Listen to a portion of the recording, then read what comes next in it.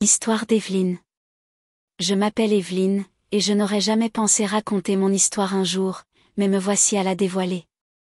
C'est une histoire de chagrin, de trahison, et, plus inattendue encore, de guérison grâce à Anthony, mon beau-fils, qui est devenu bien plus qu'un membre de ma famille à une époque où je pensais avoir tout perdu. C'est ainsi que nous avons trouvé du réconfort l'un auprès de l'autre, reconstituant nos cœurs brisés d'une manière que je n'aurais jamais pu imaginer. Un mariage brisé. Tout a commencé il y a 6 ans, lorsque j'ai épousé Daniel, le père d'Anthony. J'avais alors 35 ans, pleine d'espoir et rêvant de construire une vie avec l'homme que j'aimais. Daniel était charmant, un architecte accompli avec un sourire chaleureux qui me faisait trembler les genoux. Il avait un fils, Anthony, qui avait 18 ans et commençait tout juste ses études. J'appréhendais de devenir belle-mère, mais Anthony était facile à vivre, poli, et semblait m'accepter sans trop d'histoire. Au début, nous n'étions pas proches. Il était occupé avec ses études, et j'étais absorbée par mon nouveau mariage. Mais nous nous entendions bien.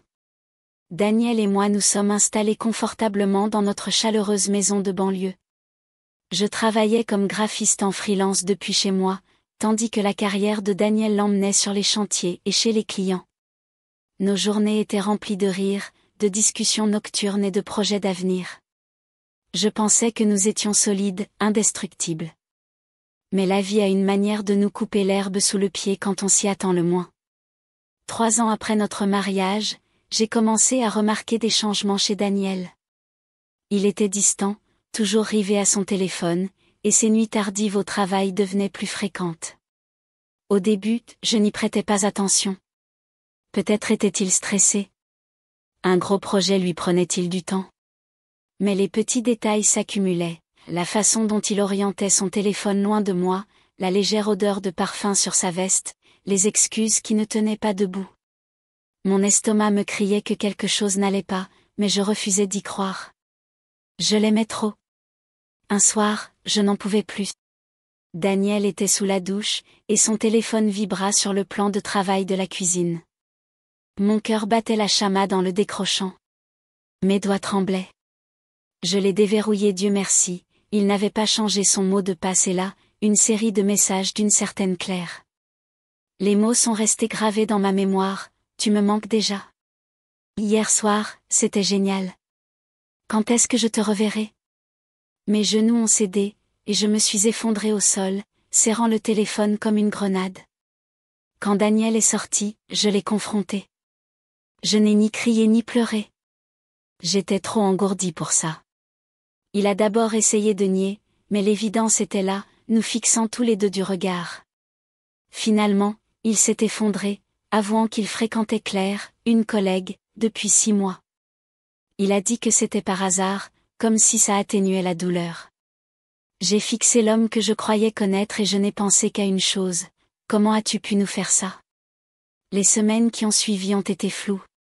Daniel a déménagé, disant avoir besoin d'espace pour réfléchir.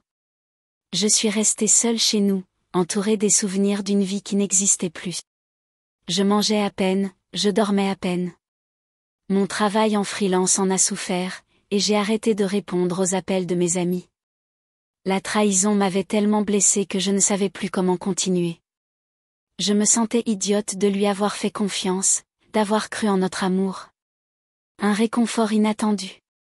Anthony, qui avait alors 21 ans, était à l'université, mais il est rentré pour l'été au moment où mon monde s'écroulait. Il avait eu des nouvelles de son père, mais Daniel ne lui avait pas tout raconté. Un après-midi, Anthony est arrivé à la maison avec une pizza et un pack de 6 sodas, disant qu'il voulait prendre de mes nouvelles. Je devais avoir l'air dans un sale état, cheveux sales, yeux gonflés, mais il n'a rien dit. Il s'est assis avec moi sur le canapé, et nous avons mangé en silence pendant un moment. Finalement, il a parlé. Evelyne, je suis vraiment désolée pour ce que papa a fait. Tu ne méritais pas ça. Sa gentillesse a ouvert quelque chose en moi, et avant même de m'en rendre compte, j'ai tout raconté, la liaison de Daniel, les mensonges, l'impression qu'on m'avait arraché le cœur. Anthony écoutait, ses yeux bruns pleins d'empathie. Il n'essayait pas de défendre son père ni de trouver des excuses. Il me laissait simplement parler. Quand j'ai fini, il a dit, « Tu es plus forte que tu ne le penses, Evelyne. Tu vas t'en sortir. » C'était la première fois que j'avais l'impression que quelqu'un me voyait vraiment, pas seulement l'épouse parfaite que j'essayais d'être pour Daniel ou la femme brisée que j'étais devenue. Les mots d'Anthony étaient comme une petite bouée de sauvetage, à laquelle me raccrocher dans la tempête qui faisait rage en moi. Il est venu plus souvent, apportant les courses, aidant au jardinage ou simplement passant du temps avec moi pour regarder des films. Petit à petit, je me suis sentie moins seule. Anthony faisait face à sa propre douleur, lui aussi. Il n'en parlait pas beaucoup au début, mais je sentais que la trahison de son père l'avait ébranlé. Daniel avait toujours été son héros, l'homme qu'il admirait. Et maintenant, cette image était ternie. Un soir, devant un bol de pop-corn et un film d'action ringard, il s'est confié. « Je me demande toujours si j'ai raté quelque chose », a-t-il dit, les yeux rivés sur la télé sans vraiment la regarder. Comment ai-je pu ne pas voir qui il était vraiment? Je lui ai serré la main. « Ce n'est pas ta faute, Anthony. » Rien de tout ça. Il m'a regardé, ses yeux scrutant les miens, et pendant un instant, quelque chose a changé entre nous. Ce n'était pas romantique, pas à ce moment-là, juste une profonde compréhension tacite. Nous souffrions tous les deux, essayant de donner un sens à un monde bouleversé. À partir de cette nuit-là, nous sommes devenus les confidents l'un de l'autre, partageant nos peurs, notre colère, nos espoirs de jours meilleurs. Une connexion qui évolue. Au fil des mois, j'ai commencé à guérir, petit à petit. La présence d'Anthony y a grandement contribué.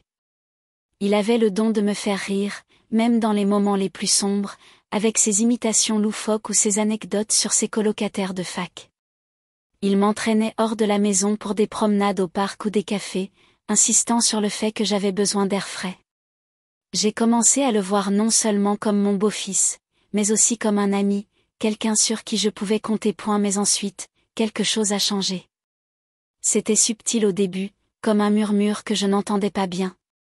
J'ai commencé à remarquer des petites choses chez Anthony, la façon dont son sourire illuminait son visage, la chaleur de sa voix lorsqu'il me parlait, la façon dont sa main s'attardait une seconde de trop lorsqu'il me tendait une tasse de thé. J'ai repoussé ces pensées, me disant que c'était mal, inapproprié. C'était mon beau-fils, bon sang. J'avais 15 ans de plus que lui. Mais ses sentiments continuaient de s'insinuer, discrets, persistants. Un soir, environ 1 an après le départ de Daniel, tout a basculé. Il était tard, et nous étions assis sur le canapé à regarder une vieille comédie romantique. « Evelyne, dit-il doucement, d'une voix à peine plus forte qu'un murmure, il faut que je te dise quelque chose. » Mon cœur battait fort, mais j'acquiesçais, incapable de parler. « Je tiens à toi, dit-il, d'une voix prudente mais lourde. Plus que je ne devrais probablement. Je sais que c'est compliqué, et je ne veux pas tout gâcher, mais je ne peux pas continuer à faire semblant de ne pas ressentir ça. » L'air dans la pièce était lourd, presque électrique, pas seulement de chaleur ou d'humidité, mais d'une étrange tension inexprimée qui nous enveloppa comme une tempête sur le point d'éclater. Mon cœur battait fort dans ma poitrine, plus fort que le silence entre nous. Quelque chose était en train de changer, quelque chose de dangereux et d'indéniable. J'aurais dû parler. J'aurais dû tracer une ligne claire dans le sable, lui rappeler ce que nous étions censés être. J'aurais dû me le rappeler à moi-même. Mais je n'y arrivais pas. Je me figeais, prise dans le regard d'Anthony, incapable de détourner les yeux. Il y avait quelque chose dans ses yeux qui me terrifiait, non pas parce qu'il était sombre, mais parce qu'il était sincère. Cela reflétait quelque chose que j'avais essayé d'enfouir au plus profond de moi-même pendant des mois. La culpabilité avait été mon bouclier, la peur, mon excuse. Mais maintenant, à cet instant, ni l'un ni l'autre ne pouvait me sauver de la vérité. Je le ressens aussi, murmurai-je, d'une voix à peine audible et tremblante. C'était comme ouvrir une porte que j'avais gardée verrouillée si longtemps que ses gonds grinçaient de désuétude. Mais Anthony, ce n'est pas simple. Il ne s'agit pas que de nous. Les gens ne comprendront pas. Ils verront que c'est mal. Il s'approcha, l'espace entre nous se rétrécissant à chaque battement de cœur. « Je sais, dit-il, d'une voix basse mais assurée, mais fichez-vous d'eux.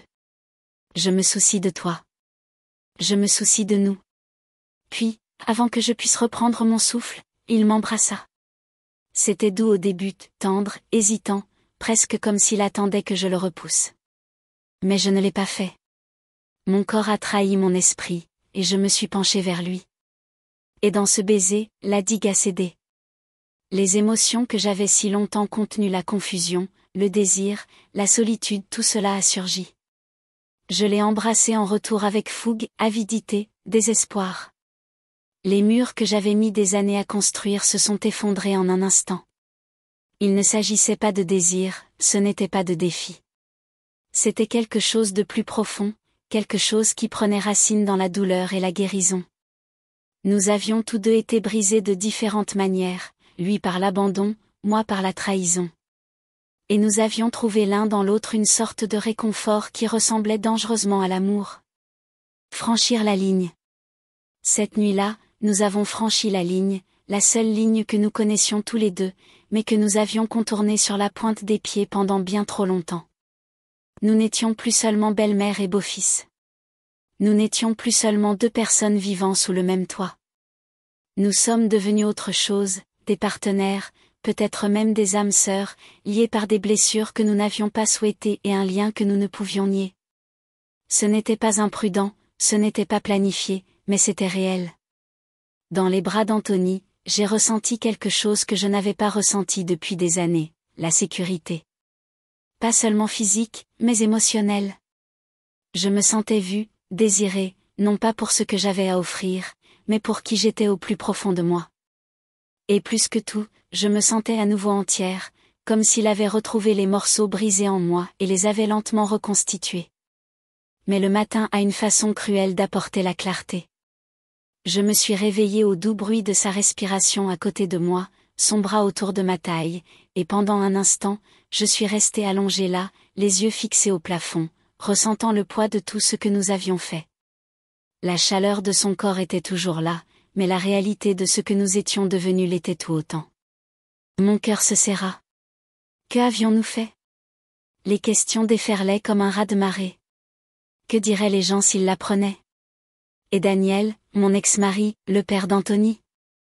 Et moi, comment allais-je vivre avec moi-même? Je me suis glissée hors du lit en silence, enfilant une robe de chambre comme une armure, et me suis dirigée pieds nus vers la cuisine. Le carrelage froid me réveillait, et je m'occupais à préparer du café, comme si le simple fait de verser de l'eau sur des grains pouvait remettre de l'ordre dans mon esprit. Quelques minutes s'écoulèrent avant que j'entende ses pas. Il se tenait sur le seuil, torse nu, les cheveux en bataille, le regard rempli d'incertitude. Il n'y avait ni suffisance ni arrogance, juste une inquiétude crue et vulnérable. « Evelyne, dit-il doucement, ça va ?» Je me tournai vers lui, incapable de dissimuler la tempête qui me rongeait la poitrine. Il hésita, la voix légèrement éraillée. « Est-ce que tu le regrettes ?» Le temps sembla s'arrêter. Je le regardais, ce jeune homme qui était devenu bien plus que ce que j'avais imaginé. Et même si le monde extérieur ne comprendrait peut-être jamais, à cet instant, je sus que je devais affronter la vérité. Car l'amour, dans sa forme la plus sincère, n'est pas toujours bien emballé. Parfois, il est compliqué. Parfois, il remet en question tout ce qu'on croyait savoir. Mais parfois, c'est exactement ce dont on a besoin pour enfin respirer à nouveau. Je l'ai regardé, ses cheveux en bataille et son regard inquiet, et mon cœur s'est adouci. Je ne te regrette pas, ai-je dit honnêtement, mais j'ai peur. Ça pourrait faire du mal à beaucoup de gens. Il a hoché la tête en s'approchant. J'ai peur aussi, mais je ne veux pas te perdre. On peut trouver une solution ensemble. Un nouveau foyer.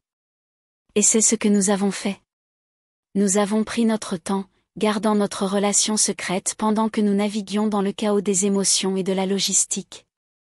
J'ai demandé le divorce, que Daniel n'a pas contesté. Il vivait déjà avec Claire, construisant une nouvelle vie sans moi.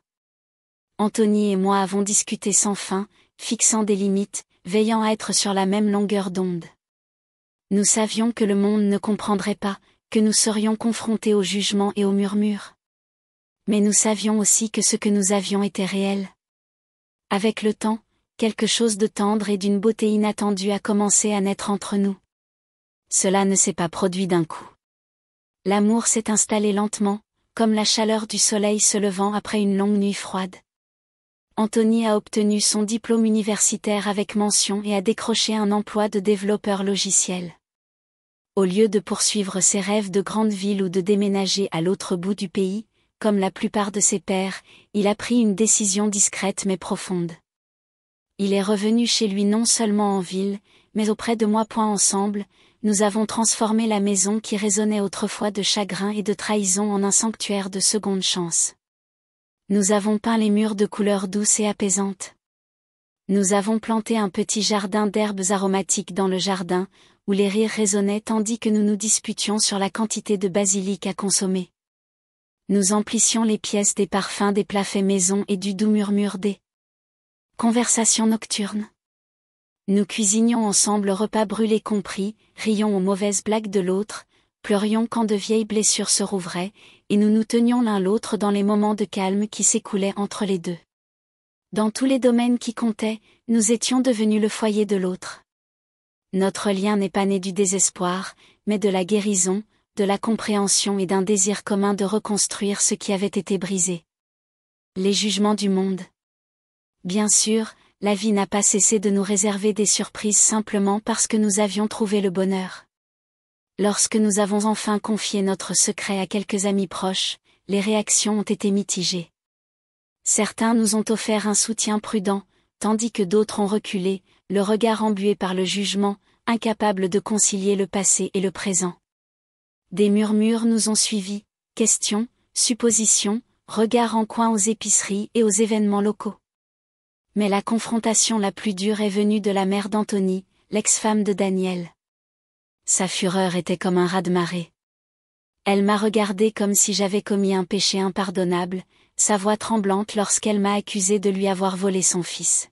« Comment as-tu pu » a-t-elle craché, les yeux humides d'un mélange de confusion et de rage. Je n'avais pas de réponse qu'elle puisse accepter.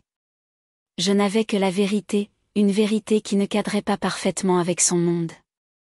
Et Daniel, quand il l'a appris, n'a pas explosé. Il ne s'est pas battu. Il nous a juste regardé d'un air hébété et a dit « Faites ce qui vous rend heureux ». Mais il n'y avait aucune chaleur dans ses paroles, juste une froide indifférence, comme une porte qui se ferme pour de bon. Cela faisait plus mal que la colère ne l'aurait fait. Pourtant, malgré toutes les réactions négatives, les regards désapprobateurs, les pièges émotionnels, nous sommes restés solidaires. Nous nous sommes accrochés l'un à l'autre, sachant que ce que nous partagions était réel. Et dans cette certitude, nous avons trouvé du courage. Nous n'essayions pas de convaincre le monde. Nous choisissions simplement l'amour. Un amour qui défie. Aujourd'hui, 2 ans plus tard, j'ai 40 ans et Anthony 24. Et pourtant, contre toute attente, nous sommes toujours debout, plus forts, plus sages, profondément unis. Nous avons parlé de l'avenir, le mariage, peut-être des enfants un jour, mais rien ne presse. Nous avons appris la beauté de savourer le présent. Nos matinées sont remplies de café chaud, de regards échangés autour de la table du petit déjeuner et d'une douce musique d'ambiance. Nos nuits sont enveloppées de rêves murmurés et de bras qui promettent la sécurité. Chaque petit geste, sa main effleurant la mienne, son rire remplissant la pièce me rappelle le chemin parcouru. Il fut un temps où je croyais que la trahison de Daniel mettrait fin à mon histoire. Je pensais vivre le reste de ma vie entre des murs émotionnels, soignant des blessures qui ne guériraient jamais vraiment. Mais Anthony est revenu, non pas comme le fils de Daniel, ni comme un rappel du passé, mais comme un homme qui m'a vu, qui m'a choisi et qui m'a aimé sans peur ni honte. Il ne m'a pas seulement aidé à guérir. Il a ressuscité des parties de moi que je croyais mortes depuis longtemps. Il m'a offert un nouveau départ, un nouveau chapitre que je n'avais jamais vu venir. Notre histoire n'est peut-être pas conventionnelle. Elle pourrait mettre les autres mal à l'aise. Mais elle est la nôtre, sans complexe, avec défi, magnifiquement la nôtre. Et si je devais choisir à nouveau, sachant tout, je choisirais encore lui, à chaque fois.